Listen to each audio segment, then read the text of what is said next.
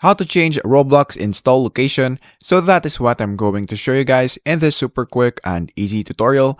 So let's get into it. So the first thing that we need to do is to go here on our desktop. And once you're now here, look for your Roblox player, which is right here.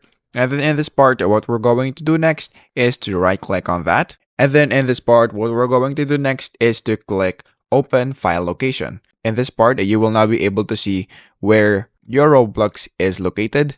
And then what we're going to do next is to go here on the local.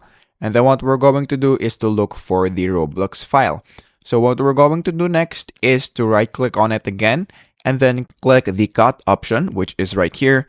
And then once you click the cut option, you will now be able to paste it into wherever you want. So let's say, for example, that we want to paste this into our desktop. And then all you have to do right here is to right click again and then click the paste button.